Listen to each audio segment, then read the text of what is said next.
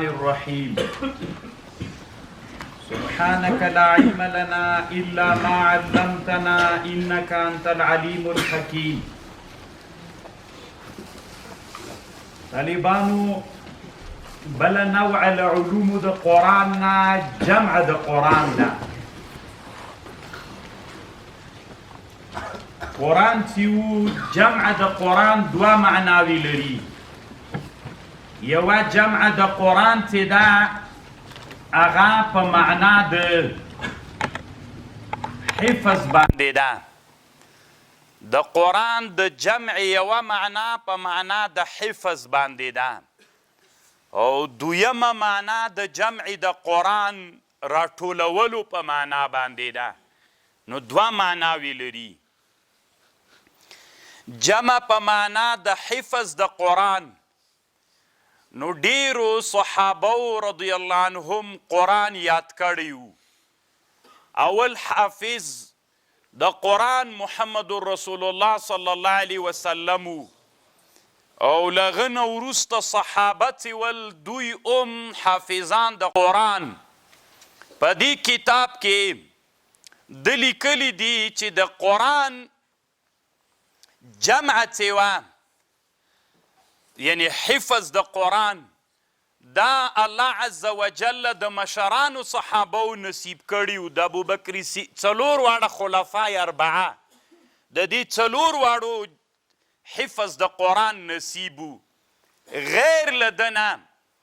ډیرو نورو صحابو قرآن یاد کړی و. القراء د امام الذهبي کتاب د قراء الکبار، د امام ذهبي کتاب د دنیا کې قاریانو حافظان علما کم خلق ول، همداسې په طبقاتو باندې علماو کتابونه جوړ کړي. نو دا یوه موضوع ده چې بیا جمع په دغه معنا باندې درې ښځو قرآن یادو چې یوه عایشه رضی الله عنها وه، یوه حفصه رضی الله عنها وه او یوه سلمه رضی الله عنها وله، یوه بله ښځه وه شهیده نومېده. په صحابیاتو کې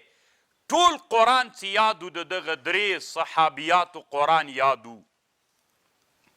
نو جمع یو په دغه معنا باندې ده. یو جمع په معنا د راټولولو د قرآن ده. د رسول الله صلی الله علیه وسلم زمانه کې قرآن لیکل سوی و.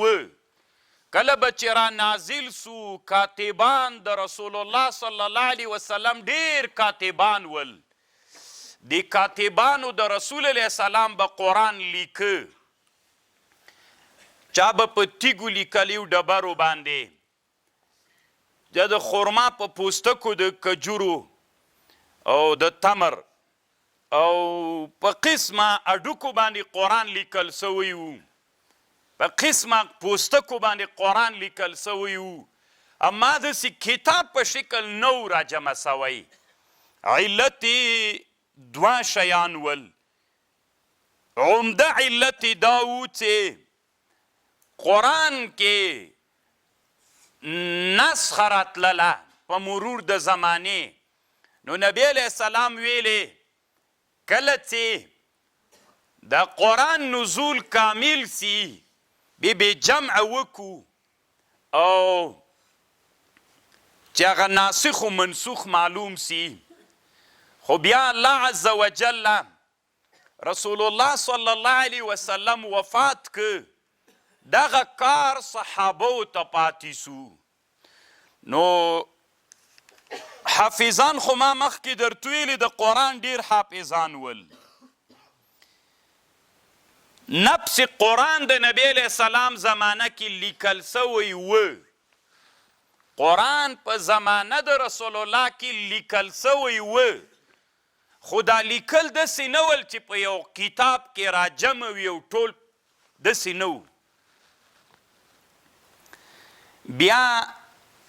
د دې نه وروسته د بخاري شریف حدیث ته د یمامې یو جهاد پیښ سو چې دا د ابوبکر صدیق صاحب خلافت و. د یمامې په غزوې کې اویا نفره صحابه شهیدان سول، قرا شهیدان سول، قاریان. بیا عمر رضی الله عنه ابوبکر صدیق ته راغی رضی الله عنهما چې ته د قرآن راجمع که، ځکه د مسلمانانو خلیفه او امیر ته یې، ته قرآن راجمع که، د قرآن ضایع کیږي. ده ورته ویلې وایي کوم کار چې رسول الله نه ده کړی زه نه کوم. خو بالاخره عمر صاحب مرتن بعد اخرى ورته ویلې چې دې کې خیر ده، فایده ده پکې مسلمانانو ته. بالاخره ویې منه. ابوبکر صدیق صاحب چې دا خبر ومنله، د رسول علیه السلام کاتب د وحی، ټول کاتیبان د وحی د نبی علیه السلام 36 کسان ول. د نبی علیه السلام کاتیبان د وحی ټول علما وی د علمي سیرو 36 کسان ول. خو ډېر لیکل به چې چا کول هغه زیدو. نو دی راوغوښت، ورته ویې ویلې چې ته قرآن کاتب ته یې. ابوبکر صدیق صاحب راوغوښت. په دې ورځ باندې عمر صاحب هم له ابوبکر صدیق سره ناسته. نو ورته ویلې چې د قرآن به راجمع کو. ما هم نه منله. عمر صاحب راته وویلې الله دې ما شرحه د صدرې وکړله، اوس تا نه غوښتنه کوو. نو ده هم نه منله زید. وی چې ما ته ویلي وی چې دا غر له هغه جي نه هغه جي ته ویسه ما به کړي، خو دا ډېره درنده را باندې تمام سوله. حتی شرح الله صدري للذي شرح الله له صدر ابي بکر و عمر. هغه شي ته الله دما سینم خلاصه کړله چې هغه شي ته الله پاک سینه د ابوبکر و د عمر خلاصه کړې وله. نو بیا طالبانو جمع د قرآن وکړله. اول جامع د قرآن هغه ابوبکر صدیق رضی الله عنه ده. طالبانو ورونو په حکومت ولی کې باید مونږ ابتکارات وکړو. دنیا خو مخته روانه ده او راتلونکي زمانو کې داسې یو کار وکړه چې وروستنیو زمانو کې خلک وایي چې په پخوا زمانه کې اول کار ده کړی. لکه اوس مثلا د افغانستان په تاریخ کې مونږ تاسې یو نوښت دا وکړه چې د قوشتېپې کانال چې دا د افغانستان په تاریخ کې خو لا څه کوي، په ټوله اسیا کې اولنی کانال ده چې چا نه و کړی. حکومتونه باید ابتکارات وکړي. یا مثلا افغانستان ته اولنی د ګاډي پټلۍ دا د افغانستان په تاریخ کې نه و سوې. دا بیا چې زمانه تیریږي بیا به خدا څوک واکمنان خو په تاریخ کې داسې لیکل کیږي چې د ملایانو واکمني وله او آبادۍ ته دومره معتقد ول چې په نړیواله سطحه باندې یو لوی کانال یې وکینده. بادشاهي به خدا بیا د چای دا خو زمانه د تیریږي او د ګاډي پټلۍ دلته نه وه اولې راوړله. داسې خبرې دا خو دوه ابتکارات دي. الله دې وکړي چې تاریخ په اوږدو کې د مونږ ډېر ابتکارات پاتې سي چې تاسې د عمر رضی الله عنه د ابوبکر صدیق صاحب خلافتونه وګورئ، ډېر ابتکارات به پکې وګورئ او درته معلوم به سي چې څومره ابتکارونه یې کړي. که بندوی باندې کوي طالبان چې بیا یخ درته راځي. نو دا اوله جمع وه چې دا جمع ابوبکر صدیق رضی الله عنه وکړله. نو اول جامع د قرآن چې و هغه ابوبکر صدیق رضی الله عنه دا یوه جمع وسوله. بیا د قرآن را جمع که او دا قرآن بیا د ابوبکر صدیق سره و. بیا چې دغه خلافت ختم سو د عمر رضی الله عنه سره و. بیا عمر رضی الله عنه چې شهید سو دا د حفصې رضی الله عنها سره و. هغه خو د رسول الله بیبي وله او د عمر رضی الله عنه لور وله. نو بیا دا مصحف له دې سره و. بیا صحابه جهاد ته لاړل او دا قرآن چې ابوبکر صدیق رضی الله عنه دا کوم قرآن چې را جمع که مخکې له دې نه لیکل سوی و بالعصیب د خرما په پوستکو باندې. واللخاف لخاف یعنی معنا تیږې نری نری تیږې په دې قرآن لیکل سوي وو. تاسو طالبانو او په د اډوکو باندې د پسونو او د اوښانو په اډوکو باندې قرآن لیکل سوي وو. ما نن یو کتاب ویر سو، اراده مې وه چې راوړم خو رانه ویر سو. طالبانو ورونو مخکې خو دنیا کې کاغذ نه و، لیکل چې انسانانو کول ډیره سخته وه، ورته ډیره سخته وه. انسان به چې لیکل کول داسې انسانان دنیا کې تیر سوي دي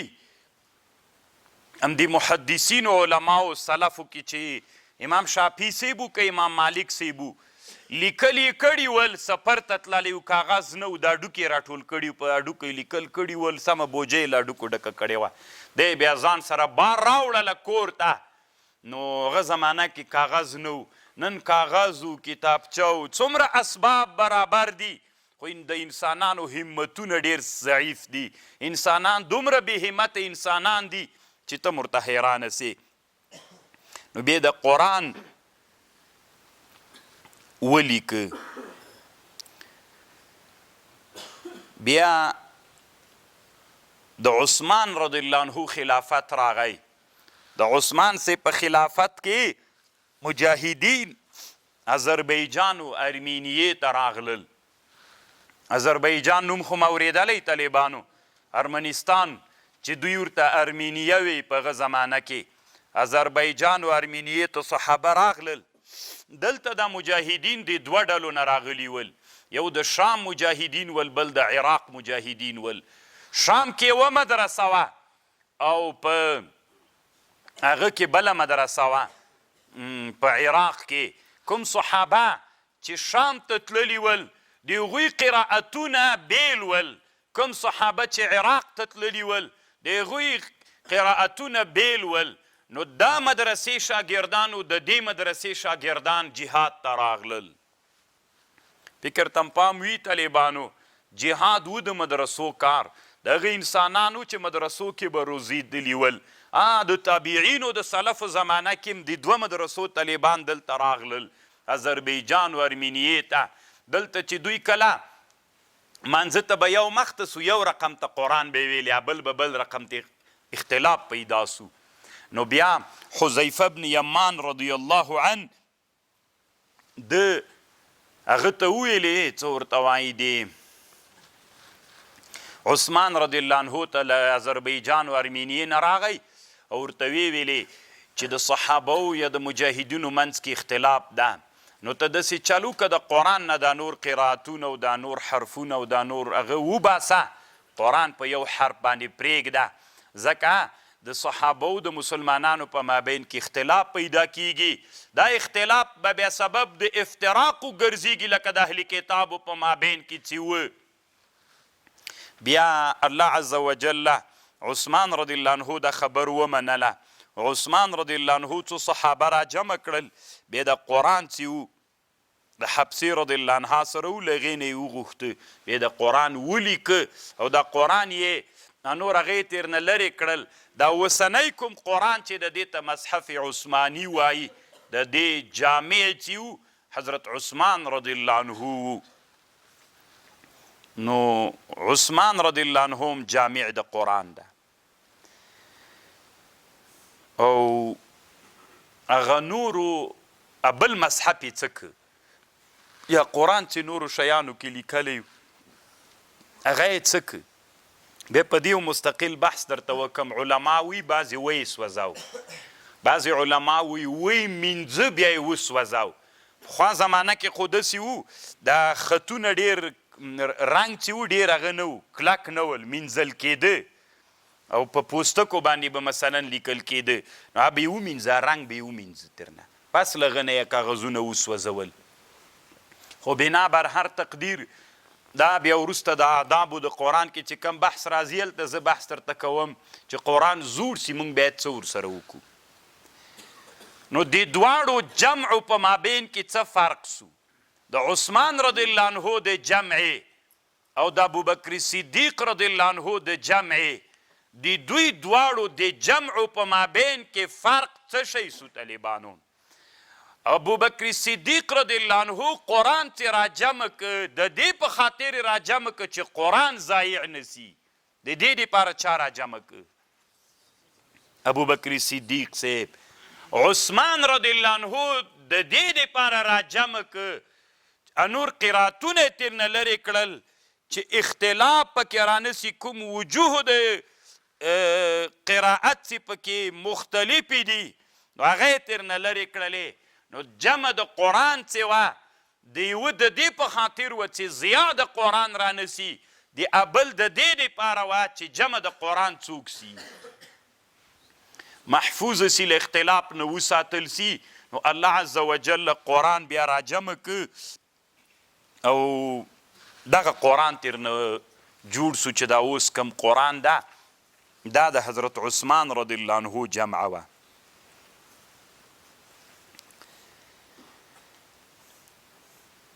ما مخکې درته ویلي بادشاهان د تاریخ په اوږدو کې ابتکارات کوي طالبانو یو شاعر تیر سوی فردوسي نومیږي یو کتاب یې جوړ کړی ده شاهنامه فردوسي اصل کې ډېر ښه کتاب د طالبانو ورونو د نن عصر دپاره موږ ته کتاب کتل ډېر پکار ده ځکه موږ طالبانو نن زمانه کې له بادشاهي سره مخ سوي یو نو چې بادشاهي سره مخ یو موږ باید اصول د بادشاهي زده کړو دا ډېر ښه کتاب د طالبانو کله کله ما نه طالبان پوښتنه کوي یو کتاب راوښیي چې وی ګورو نو کتاب خو نو تر مزاجونو فرق لري تر زمانو فرق لري یوه زمانه کې یو کتاب سړی ګوري بله زمانه کې بل کتاب هره ټولنه طالبانو خپل اوس مثلا یو سړی چې مریض د هر مریض ته به طالبانو ته د تبې ګولۍ ورکوي که یو سړی خېټه خراب وي د تبې ګولۍ به ورکوي نو انسانان چې دي چې علم نه لري هغه مریضان دي هر انسان ته به هغې نن موږ د بادشاهي سره مخ یو طالبانو دا کتاب ډېر ښه کتاب ده الله دې چې وکړي د موږ د افغانستان کتاب روشان دا کتاب چاپ کې او کتابخانو کې تیت کې شاهنامه فردوسي فارسي کې خو به یي طالبانو ورونو فکر کوم هغه تیاره دلته وي اما عربي ښه نسخه ده ځکه موږ تاسې د علماو ته د عربي ښه ده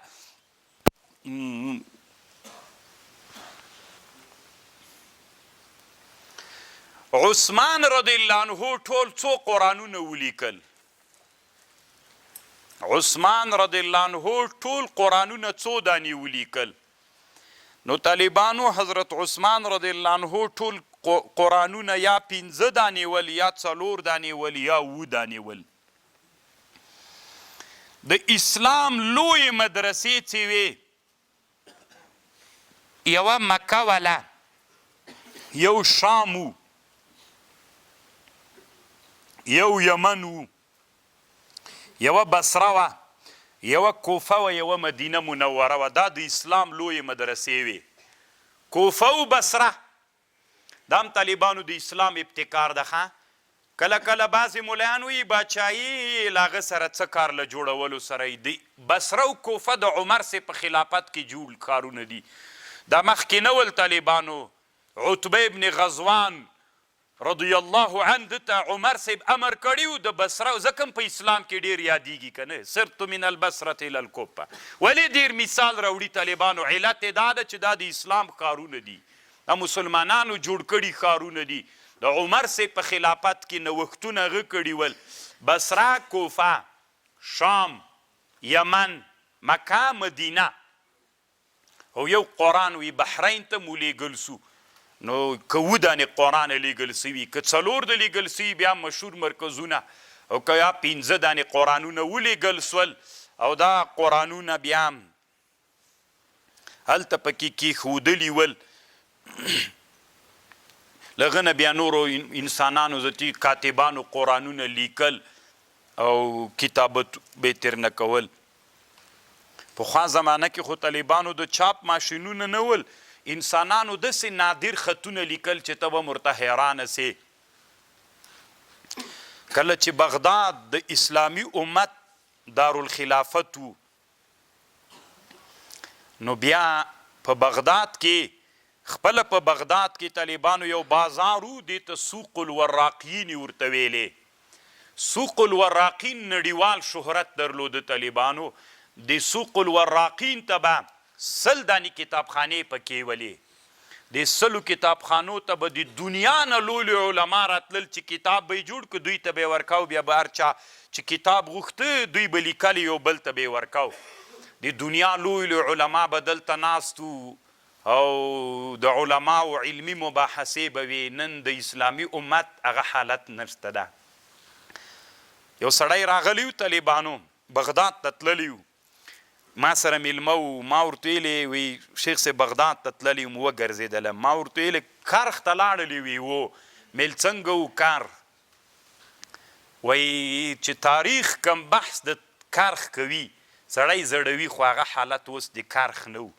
د اسلامي امت طالبانو نن د علم له لحاظه دومره یتیم سو چې هلته به د دنیا علما راغلي ول ناست به ول دومره لوی علما الله په بغداد کې تیر کړي ول طالبانو تفسیر روح المانی کې لیکلي دي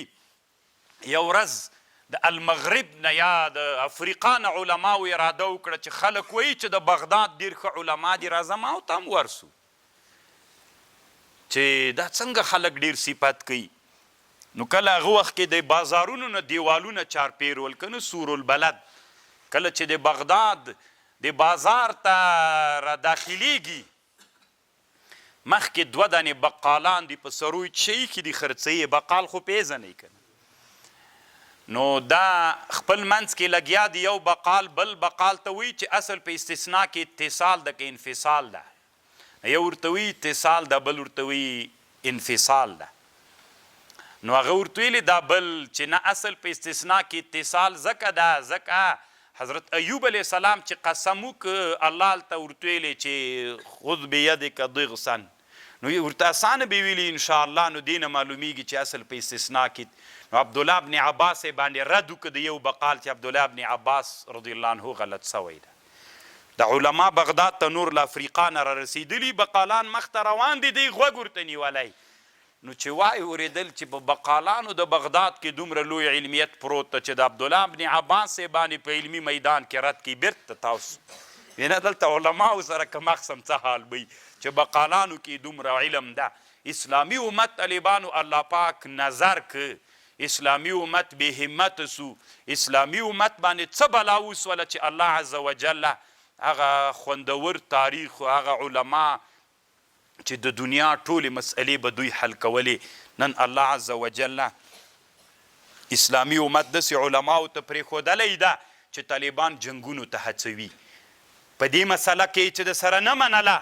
ټوپک پرې راواخله دا راپولېدی چې داسې که داسې که نن اسلامي امت داسې علماو ته پاتې سو چې په فروعي مسایلو باندې د اسلامي امت تر مابین جبهې جوړوي د اسلامي امت یو د بل په ضد باندې په فروعي مسائلو کې وزلو ته سره رسیږي تاسو ته به طالبانو معلومات وي که به نه وي په پاکستان کې داسې یو 13 کاله یا 19 کاله مخکې یو جنګ وسو د علماو منځ کې 14,000 کسان د دواړو طرفونو نه پکې وژل سوي دي او دا مسله طالبانو د دعا بعد سنت باندې سوې ده تاسې د دې جنګ نه خبر یئ 14,000 انسانان په دغه جنگ کې چې دعا بعد سنت سته که نسته د ووژل سول څه فکر کوئ طالبانو چې امارت اسلامي امت ته یو لوی هغه دا جوړ که دا امارت نه وی طالبانو نن به په دغسې مسلو باندې اسلامي امت نو طالبانو اسلامي امت دې حالت ته راورسېده چې یو وړکی ټولی نسي راټولولی چې یو موټی متحدي وساتي هغې وخت کې علماو څومره لوی بغداد داسې نه و چې تنه حنفیان پکې ول په بغداد کې د ټولې دنیا علما راتلل یو بل ته متقابل احترام شتون درلوده هغه رایې او مذهبونه خپل ځای باندې پاتې ول اسلامي امت طالبانو یو فکریه درلودله یو وسیع فکر یې درلوده د اتحاد په روح باندې روزل سوي ول نن طالبانو موږ داسې علماو ته اسلامي امت را پاتې ده الله دې موږ په حال رحم وکړي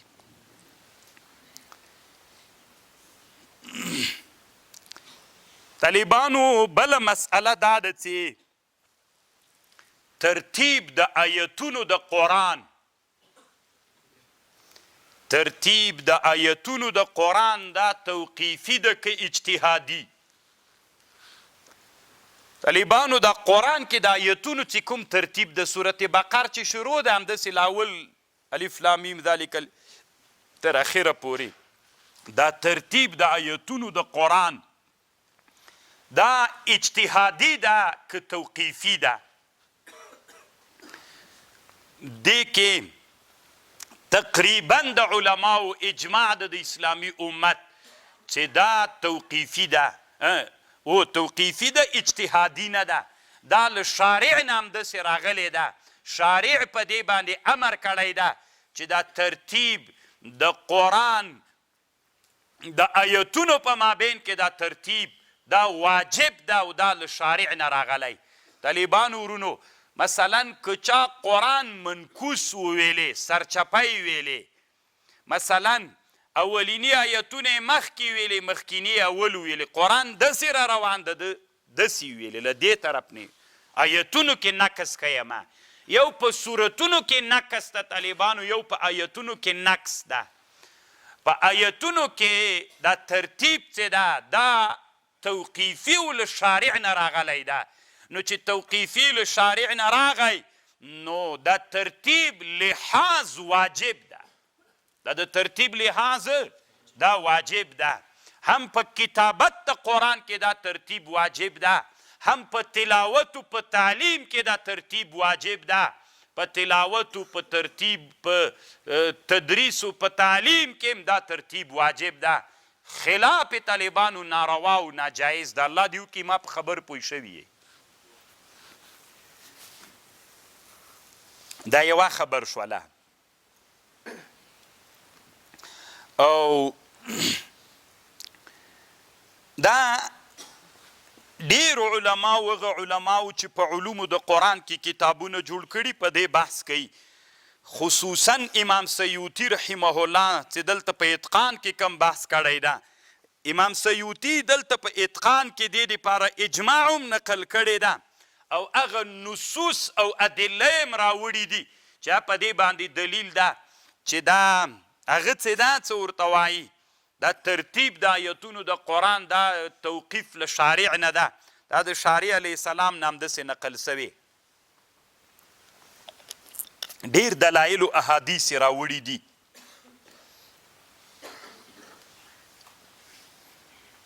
دا یوه خبر شوله طالبانو ورونو. پوی خو شوی په مطلب. نو قرآن که سرچپه ووایې من حیث الآیات منکوسی ووایې دا ناروا ده. لیکل هم ناروا دي، ویلل هم ناروا دي، تعلیم هم سرچپه ناروا ده. یو طالبانو قرآن منکوس د صورت په لحاظ باندې دا بیله مسله ده. اول قل اعوذ برب الفلق د قرآن چې ماشومانو ته سړی وریادي لاول طرف یې وریادي که لاخرو سپارونه. نو قرآن منکوس تعلیما سو طالبانو. دا د صورتونو په لحاظ باندې دا موضوع بدله ده، ورته متوجه سئ لږ.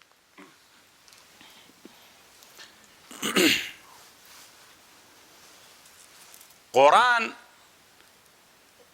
د آیتونو په لحاظ د قرآن د آیتونو ترتیب دا توقیف له شارع نه ده او دې کې نقص چې ده دا ناروا ده. دا ترتیب واجب ده. اجماع د امت او څوک اجماع د امت هم پې راغلی ده او څوک هم پې راغلی، نصوص هم په دې باندې راغلي. دا یوه مسله شوله. پاتې شو ترتیب د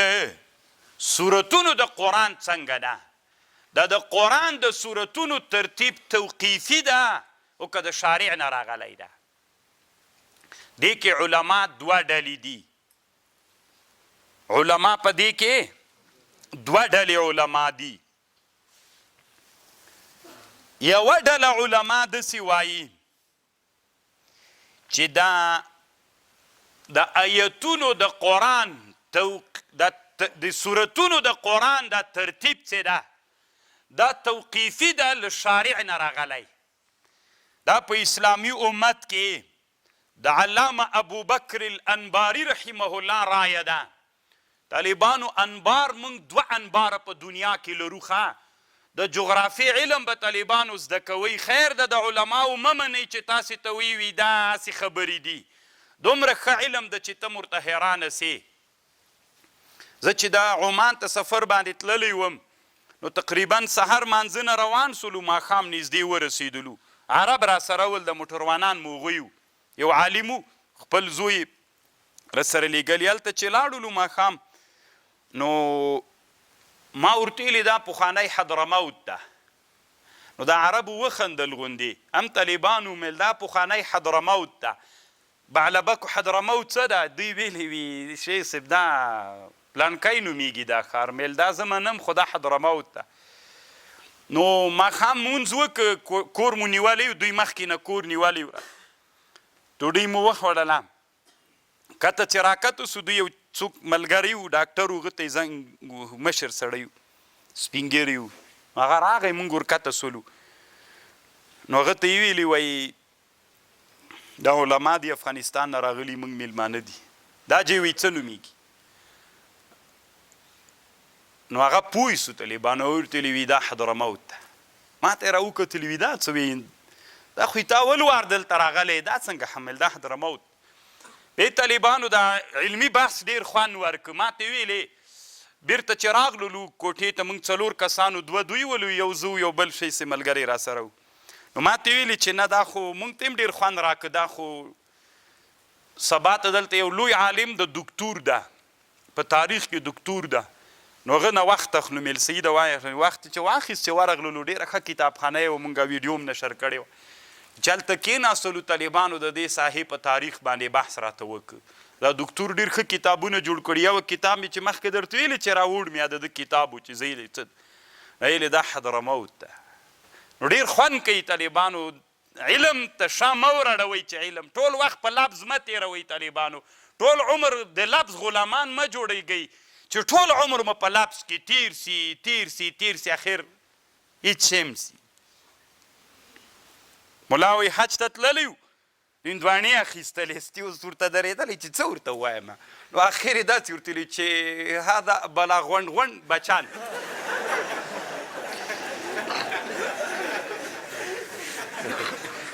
دا طالبانو بیا د موږ حالت وي الله دې د موږ په حالت رحم وکړي که نه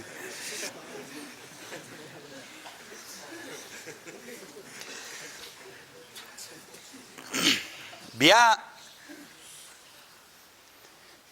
نو ډیر ضرور د طالبانو خبر مې دا کوله موږ 2 انبار لرو یو انبار د عراق په شمال کې د مشهور ښار د طالبانو یو دا انبار د پیدې دپاره دا خبر کوم یو انبار د موږ د افغانستان ده د جغرافیې په کتابونو په نړیواله سطحه 2 انبار ذکر کیږي انبار هغه انبار او یو انبار د موږ د سرپل طالبان څوک ستا مجلس کې سرپل ولایت د سرپل پخوانی نوم طالبانو انبار ده دا سرپل دا خو اوس نوم وسنی نوم ده د دې ښار مخکې د دې ښار نوم په کتابونو د تاریخ کې انبار ده کم انبار چې په حدودو د افغانستان کې ذکر کیږي د بلخ د فاریابو د پخواني هغه طالبانو دغه انبار ده چې پخوانی نوم یې انبار ده اوسنی سرپل ده دغه ابوبکر بن انباری رحمه الله خو دا هغه انبار ته طالبانو منسوب ده علامه یاقوت حموي معجم البلدان کې لیکي چې دغه انبار ته نو څوک منسوب دي هغه علما هم ذکر کوي نو اوله ډله علما داسې وایي چې ترتیب د سورتونو په مابین کې دا څوک ده توقیفي ده دا څوک ده توقیفي ده دا د ابوبکر الانباری رحمه الله رایه ده او په مشهور علماو کې د علامه امام طیبي رحمه الله رایه ده امام طیبي به تاسې پیژنئ طالبانو ډېر ښه عالم الله عز وجل تیر کړی دی په مشکات باندې شارح ده د متقدمین علماو نه ده الحقائق السنن په مشکات المصابیح باندې 12 جلد شرح لري ما سره سته ډېر علمي ملا تیر سوی دا سړی طیبي و خطابي و نووي دا هغه خلک دي چې په نړیواله سطحه باندې د عبارتونو حل کوي طالبانو دا هغه انسانان دي خطابي د مونږ هلمندی د طالبانو امام طیبي خو شافعیان دي طالبانو دا 3 واړه خطابي و طیبي و شافعیان خو یو د مونږ د طالبانو د هلمند چې اولنی شارح د بخاري هم په نړیواله سطحه دا سړی د طالبانو په ټوله دنیا کې اول شرح په بخاري چې چا کړې ده هغه دغه سړی ده چې امام طیبي امام خطابي البوستی او قبر هم طالبانو د هغه کې دا څه ورته وایي قلعه بوس سره نږدې زه تللی وم داسې بعضې تاریخي قبرونه ول خو دا نه پوهېږم چې هلمندیانو ولې ورک کړی باید موږ ته یې راپیدا کړي ځکه د دوی وطن د دوی پې اړولي دي علمي له لحاظه موږ په دوی حق لرو طالبانو چې د امام خطابي د قبر نه کې پیدا کړي ځکه دا په نړیواله سطح عالم دا اولنی هغه سړی ده چې د قرآن د بخاري شارح په دنیا کې دا سړی تیر سوی ده یو عالم تیر سوی طالبانو د امام بخاري مناقب ذکر کړي دي داسې ښه نومیږي ما سره سته یو جل کې کتاب ده نو هغه کتاب کې دا خبر لیکلی ده چې اولنی شارح په نړیواله سطح باندې د بخاري دغه امام الخطابي البستی ده معالم السنن نومیږي طالبانو دا شرح د بخاري اوس چاپ ده امام طیبی رحمه الله امام طیبی او امام ابوبکر ابن انباری دی دواړه وایي چې هغه څه ده دا ترتیب د سورتونو دا توقیف له شارع نه راغلی دا همداسې د شارع نه دلیل هم ذکر کوي او د جمهور علماو رایه دا ده جمهور علما وایي چې نه دا ترتیب د ایاتونو د قرآن څه ده دا څوک ده دا اجتهاد ده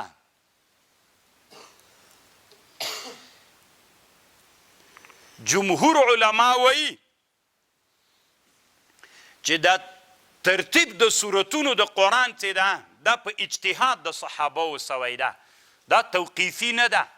دا اجتهاد د صحابوو سوی ده صحابوو اجتهاد کړی ده سورت بقرې هلته کېښودلی بیا ورسره آل عمران کېښودلی نسا او مایده او داسې ترتیب باندې دا اجتهاد د صحابوو ده دا د جمهور علماو رایه د جمهور علما دا خبر ذکر کوي لکه قاضي ابوبکر باقلانی او همداسې نور ډېر علما د اسلامي امت هغوی دغه خبر نقل کړی چې دا جمهور علماو ته دوی منسوبوي خو دې خبر کې طالبانو لږ خبر سته تاسې متوجه سئ ځکه په دې مسئله باندې بیا علمي مسائل فروعي تفریعات لرو موږ مخکې مې درته ویلي و البرهان فی علوم القرآن د زرکشي طالبانو د علامه زرکشي ډېر ښه عالم تیر سوی ښه تاسو ته خو اوس پته نه لګېږي کیدی سي اول وار وي تاسې چې له ما نه د ده نوم اورئ خو د ده ډېر کتابونه ما سره سته انشاءالله تر 10 کتابونه به د ده عالم ما سره غټ کتاب بحر محیط ته 4 جلدونو کې بل کتاب یې ده هغه هم 4 جلدونو کې ده کتاب القواعد نومیږي اصول فقه کې ډېر ښه عالم الله عز وجل دا سړی تیر کړی ده ولو که شافعي د طالبانو ځکه ډېر شیان موږ مشترکات لرو یا تر شافعیتو تر دې پورې تړاو نه لري خصوصا لکه دا کتاب چې علومو د قرآن کې جوړ کړی موږ خو طالبانو په هر باب کې مقلدین یو که تنا په یو باب کې طالبانو تاریخ کې مقلدین یې که د هر چا خبره مو چې حق وګڼله همغه ده تاریخ کې طالبانو حنفیان یې که شافعیان یې که هر څوک یې هر څوک یې طالبانو ښه تاسې د دې ته فکر یې موږ مقلدینو ته نه په باب د فروعو کې طالبانو نه په باب د چا کې په نحوه کې څوک یې طالبانو معتزله یې که اهل سنت یې دا کاپیه له چا نه راخیستل سوې له مفصل د چا کتاب ده نو هلته طالبانو تقلید مقلید نشته که نه ځان نه به ګوګوګان نه جوړوئ کله کله په ټولنه کې داسې علما راسي وي پلانکی مولا د حنفي په شافعیانو باندې په هغه کې شرح په بخاري شرحه چې وایي نقل په شافعیانو ورکوي نو دې ګوګو ته ګوره طالبان دی فکر کوي چې موږ په ټولو میدانونو کې څوک یو موږ ته نه په فروعو کې او په عقایدو کې طالبانو نور بابونه موږ ته د تحقیق آزاد دي اگر چې هلته من وجهین مقلدین یو خو داسې تعین نشته د پې باندې خو د یو عالم نه به قول نقل کوو نو امام بدرالدین زرکشي شافعي طالبانو محاکمه کړې دی وایي یوه ډله علما وایي د سورتونو ترتیب څوک ده توقیفي یوه ډله علما وایي اجتهاد د صحابوو ده دی وایي زه به محاکمه وکړم ښځوې کوي تا محاکمې ته خو خوند کوي که نه طالبانو چې علما خبره وکړي ګوره طالبانو دا ډله هم علما ول دا ډله هم علما ول نن طالبانو تاسې د دې ته فکر ما مخکې هم تاسې ته ویلي وو لږ کړکۍ راخلاصې کوي طالبانو بیا هم تاسې ته طالبانو ویم دا مهمه نه ده چې تاسې دلته علم زده کوئ دا مهمه ده چې فکر زده کوئ تاسې فرض کوئ طالبانو دا طالب ابوبکر ابن انباري ده، فرض کوئ دا طالب دا څنګ ته چې ناسته امام طیبي ده، دا د جمهور العلماو طرف نه نماینده ده. دلته موږ په دې مجلس کې ناست یو طالبانو، تاسې خبرې ته غوږ ونیسئ. موږ په دې باندې مسله را یاده کړه د قرآن هغه د سورتونه ترتیب توقیفي ده که اجتهادي ده. ما مخکې ویلې علم زده کول نه دي مهم، طالبانو ادب او روح د علم زده کول مقصد دي. امام انباري ویلي چې دا خو هغه ده څه ورته وایي اجتهادي ده. امام طیبي ویلي چې اجتهادي ده، ښځه سمه. جمهورو نماینده ویلي چې څوک ده توقیفي ده. نو هغه مولانا چې ده علامه زرکشي ده، دی راجګ سو دی وایي د ما یوې خبرې ته غوږ ونیسئ. دوی طالبانو اوس خپل منځ کې دښمني وکړي که غوږ به نیسو. نن عصر کې چې د موږ په منځ کې د علماو مسایل راتلیم دغه ادب د طالبانو. علامه زرکشي ویلي زه به هم یوه خبره وکړم په دواړو سترګو غږېږه، د پکتیکا د خلکو په اصطلاح باندې غږېږه، موږ غوږ درته نیسو. نو د طالبانو خبره را شروع کړله، وي زه به یوه محاکمه وکړم د دوی دواړو په مابین کې به څوک وکړم محاکمه به وکړم، موږ غوږ درته نیسو. دته محاکمه را شروع کړه طالبانو، داسې ویلي وي دا اختلاف د تاسې او د تاسې دا لفظي اختلاف ده، حقیقت کې اختلاف نشته ده. خمیل څنګه اختلاف لفظي ده؟ وی ځکه اختلاف لفظي ده چې رسول صلی الله علیه وسلم دغه ترتیب د قرآن چې ده دا اوس د سورتونو ترتیب نبی علیه السلام صراحت نه و پې کړی په دې ترتیب، خو رمزونه یې ویلي ول. څوک یې ویلي ول؟ رمزونه یې ویلي و چې دا صورت دی دلته یې، دا دی دلته یې، دا دی دلته یې، دا دی دلته یې، دا دی دلته یې. نو هغه علما دا صحابه چې راغلل دغه ترتیب باندې کړل، صحابه په چا لاړل؟ رمزونو باندې لاړل. نو علامه زرکشي څومره هوښیاره خبره وکړه، څه وایي؟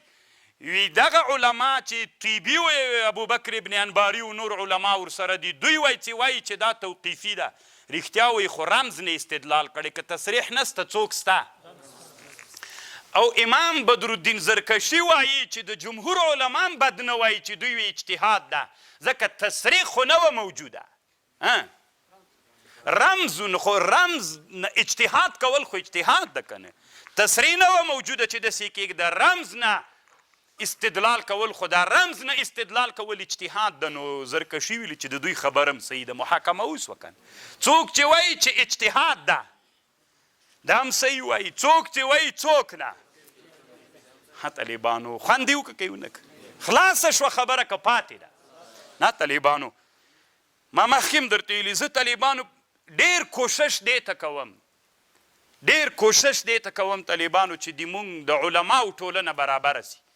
تاسې که فکر وو اوله ورځ مو چې ترجمه شروع کړه څو محصلین راغلي، ما ته ویلي ولې د کابل پوهنتون ته درس ته نه راځي؟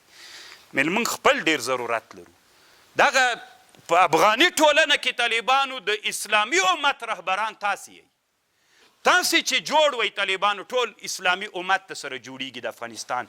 که تاسې بې علمه وئ، که تاسې په د عربو خبره موږ او تاسې داسې ولو، بیا طالبانو ټوله ټولنه تر موږ تړلې ده. تړلې که نه؟ نن د افغانستان په هر ولایت کې رهبر څوک ده؟ له دې فتح نه مخکې څوک و؟ هم عالم رهبر و طالبانو. نو رهبر باید څوک وي؟ نو رهبر که تنګ نظر یو، رهبر که طالبانو بې علمه و، رهبر که مشکلات درلودل، ټول اسلامي امت د اضطراب سره مخ د طالبانو مشکلات لري. نو ځکه طالبانو موږ او تاسې باید ډېر ځانونه برابر کړو. اوس ته غوږ ورته ونیسه، د زرکشي محاکمه خو مو واورېده.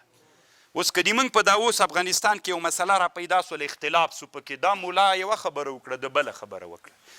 نو دا دواړه طالبانو دا ده ته وایي چې د نه سړي زوی ده، ده وایي چې ده ته وایي نه، هغه شاګردان ده ته وایي. داسې ده که نه؟ اوس طالبانو په همدغه علمي میدان کې چې موږ کوم اختلاف وکړو، ده د ادب خبره له ده سره وکړه، ده له ده سره زرکشي راجګ سو د دوی په مابین کې د ادب محاکمه وکړه. عجیب خوند یې ونه کړ؟ څه خوند یې وکړه که نه؟ طالبانو ورونو، امام بیهقي رحمه الله یو عالم تیر سوی ده. امام بیهقي رحمه الله، مولانا ته کار مه لره پرېږده. نو موږ دلته حضور مه خرابوه مولانا. طالبانو امام بیهقي رحمه الله چې ده د یو خبر کړې ده چې امام سیوطي رحمه الله ترنه نقل کړې ده. امام بیهقي رحمه الله یو خبر کړی، هغه داسې لیکلي چې د قرآن د ایاتونو د قرآن د سورتونو دا ترتیب ټول ترتیب یې توقیفي ده. صرف طالبانو د سورت انفال او د سورت برات په مابین کې ترتیب توقیفي نه ده، نور ټول څوک دا توقیفي ده. دا امام بیهقي کړی په کتاب المدخل کتاب کې. زه طالبانو د بیهقي ډیر کتابونه لرم، شعب الایمان لرم، سنن الکبرا لرم، معرفت السنن والآثار لرم، نور ډیر کتابونه لرم، دلایل یې لرم. خو دا کتاب ما نه لیدلی طالبانو نه ما سره د بیهقي شته ده. نو امام بیهقي رحمه الله کتاب المدخل کې بیا دا خبر کړي. نو امام سیوطي رحمه الله لږ به طالبانو دلته خبر ودرو، د علامه ابن حجر یو خبر به نقل کو، بیا بیرته بیا اصل خبرې ته راځو. علامه ابن حجر طالبانو څه وایي؟ ځکه دا خو د اسلامي امت طالبانو د سترګو تور ده، امیر المؤمنین فی الحدیث ده. الله پاک طالبانو دې سړي ته ډېر لوی علم ورکړی، 23 کلونو کې طالبانو دا کتاب جوړ کړی او نن ټولې دنیا علماو ته ډېر خوند ورکوي. شافعي د طالبانو موږ له دې سره څه، موږ طالبانو د سترګو تور ده، موږ باید دې شیانو پسې ډېر ونه ګرځېږو، اسلامي امت په دې ټوټه نه کړو. دی څه وایي طالبانو؟ د ده رایم تقریبا دا ده، دی داسې وایي په فتح الباري کې چې ترتیب د ایتونو د قرآن، مثلا ته فرض کې یو طالب راجي صاحب ابن حجر د مجلس کې ناسته خیالي دنیا جوړه که ابن حجر وایي چې زه به هم یوه خبره وکړم ښځه ویې که. نو دی وایي دما رایه داسې ده، زرکشي ته وایي تا خو ښه خبر وکړه خو زه هم یوه خبر کوم ښځه ویې که. دی وی چې ما په دې آیتونو د احادیثو کې متعارضو احادیثو کې چې فکر وکړ د علماو اقمالو کې ما یوه بله خبر ترې راوویستله. بعضې قرآن توقیفي ده، بعضې صورتونه د قرآن توقیفي دي، نو ترتیب پکې باید واجب سي. بعضې ترتیب د صورتونو د قرآن دا څوک ده؟ د اجتهادي ده. دا د علامه ابن حجر رایه سوله. خوند سړي ته ورکوي که نه چې ابن حجر غږ وکړي چې ما ته هم نه غوږ ونیسئ، زه به هم یوه خبره وکړم. ولې نه په دواړو سترګو لوی عالم یې، تا علمیت ته احترام لرو، وکړه یوه خبر چې څه وایې. نو دی داسې محاکمه وکړله چې د ما خبر داسې ده چې بعضې ایتونو د قرآن څوک دي؟ سورتونه، ایتونه هغه خبر خو خلاصه کړې. بعضې سورتونه د قرآن توقیفي دي، بعضې اکثره طالبانو توقیفي دي، بعضې پکې څوک دي؟ نو هغه حدیث متعارض راغلي په دې باندې څوک راغلله؟ محاکمه راغلله، جمع راغلله، دا د ده رایه شوله. امام سیوطي رحمه الله وی د ما د انشرای بل عالم راجګ سو مجلس ته ټول علما ناست دي، د نړیوال علما ناست دي، ته یې فرض که چې ناست دي. زه کله طالبانو ته وایم چې مثلا د ما کتابخانه ده، زه داسې فکر کوم چې زه کتاب، او دا رښتیا د طالبانو چې کله زه لږ خفه سم چې کتابخانې ته ننوځم خوشحالېږم، فکر کوم چې ما سره دا څومره کتابونه دي، دا ټول علما لکه ما سره چې ناست وي، د دوی روحونه روحن حضور ولري طالبانو، سړي ته یو اطمینان ورکوي که نه. سیوطي صاحب ته هم داسې غلی ناست سر دې کاته اچولی، یو څه خو ووایه که نه. هغه ویلي چې سیده زه به هم راوغږېږم، ته فکر وکړه دا سپینې پګړۍ والا امام سیوطي سر یې کاته اچولی و، غږ یې نه کوو، علمیت پې ډېر و. اوس ده ویلي چې زه به ما دی وایي چې نو زه به م وغږېږم، مل زه غږېږم. چې خبره یې را شروع کړه، دی وایي وی ما ته چې تر ټولو نه ډېر خوند راکوي هغه د امام بیهقي رحمه الله خبره ده. میل څنګه؟ وی دلیل په دې ډېر شتون لري چې د قرآن د صورتونو ترتیب دا توقیفي ده. دا د شارع نه همداسې را نقل سوی ده. صرف د صورت انفال او د صورت برات په مابین کې دا ترتیب دا اجتهادي ده، نور ټول توقیفي ده. وی دا د ما رایه سوله، ما چې کوم فکر کړی په حدیثو په د اقوالو د علماو کې دا تر نه راوځي. مې تا خبرې ته سلام. طالبانو دا خو د ده خبره سوله. نو دلته طالبانو دنیا یو بل لوی محقق هم ناستو او داسې درون غوندې سړی او مشر سړی او په قوم باندې هم سید و طالبانو. تاسې کې کم سید سته؟ کم جي کې ناست دی؟ کمه ده؟ هلته مخ ته یې راوښیه، شا څه کوي؟ سید هغه چې تاسې ورته وایه سته در کې سید که یې ما شرمېږي ما سې محاکمه پې جوړو کم ولایت یې فرا ولایت طالبانو دا علامه شهابالدین آلوسی ده نو ده ته مو ویلې چې تا ته خو هم الله ډېر علمیت درکړی محاکمه وکړه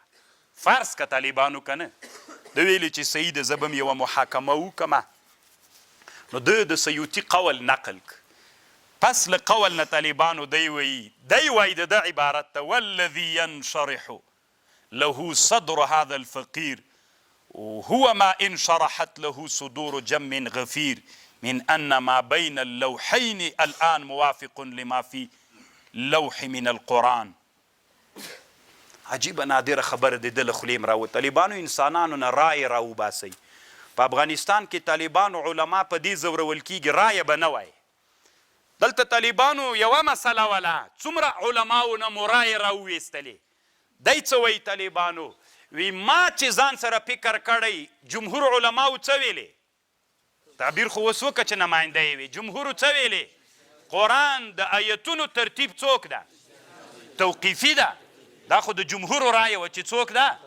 توقیفي ده نو دی څه وایي طالبانو علامه شهابالدین آلوسی البغدادي رحمه الله څه وایي وی د قرآن د ایاتونو ترتیب د سورتونو ترتیب چې ده دغه قرآن چې اوس مصحف عثماني د رایې که دغه قرآن چې دا اوس مصحف عثماني ده دې کې چې کوم ترتیب ده دا هغه ترتیب ده چې لوح محفوظ کې لیکل سوی ده د دې او د لوح محفوظ په مابین کې فرق نشته دا ترتیب عین په لوح محفوظ کې هم دغه ترتیب باندې قرآن لیکل سوی ده نو چې لیکل سوی ده طالبانو توقیفي سو که اجتهادي نو دی وایي چې توقیفي سو نو یا تصریح رسول صلی الله علیه وسلم صحابوو ته کړی چې دغه ترتیب باندې صورتونه ولیکه یا رمز ده که رمز سي هم څوک ده من وجهین خو څوک ده توقیف ده که نه او که تصریح سي بیا هم طالبانو که رمز سي که تصریح سي بیا خو بیخي توقیف ده وایي که تصریح سي که رمز سي بیا خو هغه اشاره خو سوی ورته کنه بیا هم څوک ده نو دی وی طالبانو د ما رایه دا ده چې د جم غفیر علماو جم غفیر جمهور دي کنه د هغې رایه د ما مختاره ده اوس طالبانو کومو طالبانو باندې مې چې نومونه کېښودل هغه د ګوته جیږه کې قول دی ویلې که نه طالب جانه دی اقوال مو واورېدل د جمهورو له طرف نه مو واورېد زرکشي مو واورېد بل څوک سیوطي صاحب خبره مو واورېده د علامه شهابالدین آلوسی طالبانو دا مسئله کې هر عالم بیله بیله رایې وویلې که یې ونه ویلې اصل کې د علم ادب دا ده چې د علماو اقوالو ته څوک ولره ومو درلود که نه دلته که بالفرض دا اوس افغانستان کې یو مسله راپېښه سوله طالبانو علماو اقوال پکې ویلې دلته سبب د چا ګرځي د افتراق د نفرت ګرځي اصل کې طالبانو د علماو کې مشکل ده که علم کې علماو الله دې تاسې داسې علما جوړ کړي لکه ګوره دغه خیالي دغه مو چې جوړه کړله مونږ کې اختلاف پیدا سو رښتیا ووایي د هر عالم خبره مو چې اورېدله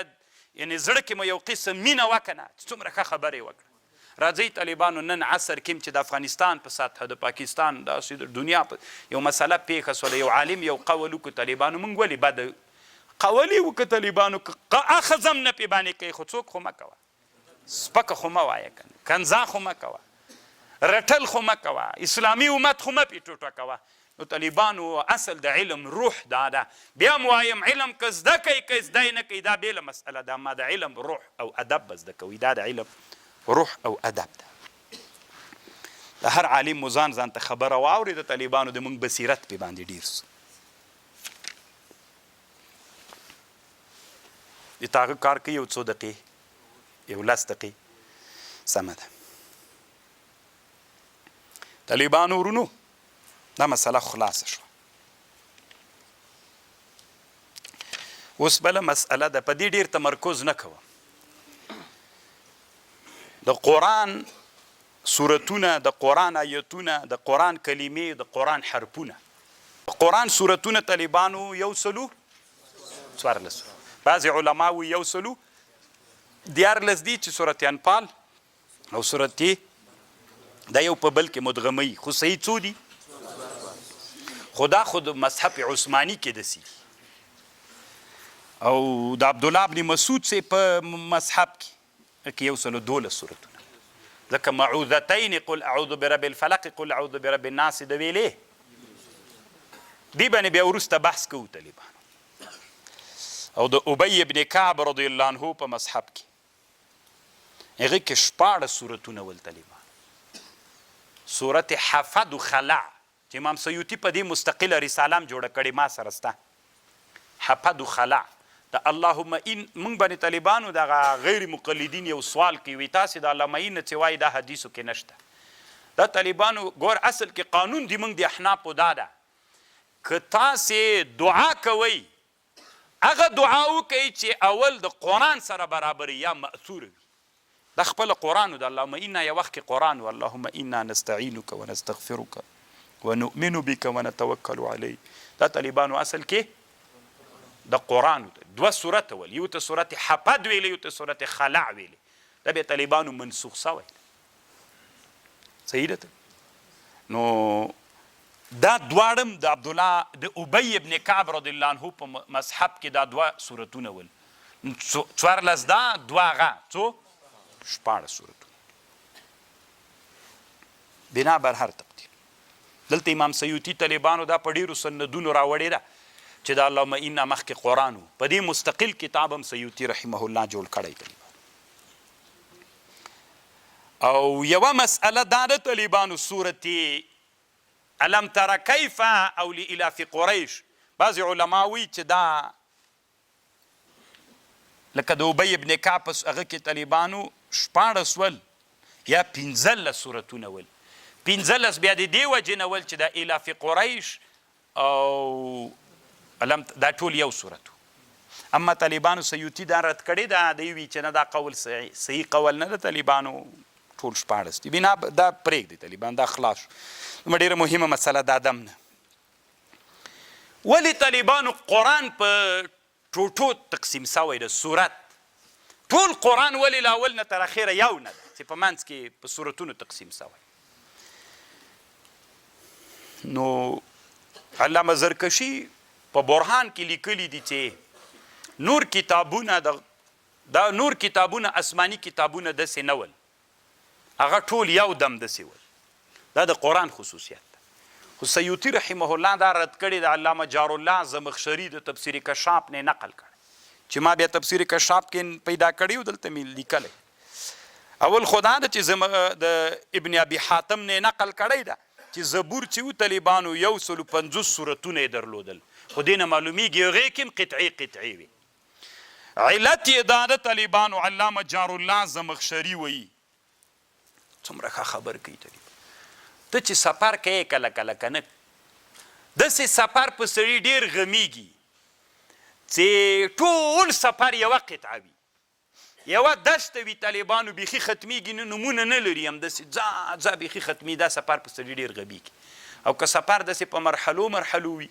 مثلا کابل نه روان سي لوګر ته خوست ته ځي چې لوګر راورسېږي سړي لږ زړه خوشحاله چې زه لږ مزل خوست بیا چې پکتیا راورسېږي زه لږ خوند خو یې وکړو بیا چې هغه راورسېږي 2 منده ولسوالۍ راوري بیا زه خوند یې وکړو بیا چې خوست ته ور داخل سي خوند یې که داسې یو دم یې سړي باندې غمیږي که نه اوس کتابونو د موږ تاسې کتابونه وایو دا هدایه که له اول نه همداسې درنده پرته وایي تر اخره پورې موږ یې ډېر ستړي کولو که نه نو چې یو باب ختم سي طالبانو مثلا کتاب البیوع ختم سي کتاب بل کتاب شروع دا بل کتاب داسې یو سړي یو قسم نشأت و قوت پیدا سي طالبانو دا هم یو ډېر ښه راز ده نه پوهېږم چې تاسې په هدف پوه شولې که نه انسان پوهېږي طالبانو په دې که نه نو دا د قرآن د قطع کېدلو هغه ترتیب اصل کې علت یې هغه همدا وجه ده چې دا خبره علامه جار الله زمخشري تفسیر کشاف کې کړې ده طالبانو ورونو فکر ته پام وي که نه اوس موږ د معتزلي قول نقل کړو نو دا خو څه حکم نه ده طالبانو هېڅ پروا نه کوي بعضې علما دلته وایي چې هغه نه به یې نه کوي بس تنادېدله کتابه به نقل کوي یا داسې درته ویلې داسې نه طالبان دا جوړ کړي چېشته دي دا اوس چې موږ تاسې غږیږو طالبانو دا یو ده نه پکې حنفي ده یو کاتبل دا حنبلي ده دا شافي نو طالبانو دا علوم د قرآن دي دلته موږ مقلدین نه یو طالبانو دلته موږ تحقیق پسې ګرځو او بل دا د طالبانو آیتونه د قرآن ټول څومره دي اوله خبر دا ده چې دا د ایتونه دا هم توقیفي دي که نه؟ اوس ګورو طالبانو الف لام میم یا مثلا الف لام میم دا تنا یو آیات شمیرل سوی، الف لام میم صاد یو آیات شمیرل سوی، الف لام میم را بیا آیات نه ده شمیرل سوی. نو دا ټول طالبانو شارع نه هم داسې توقیف راغلی ده. شارع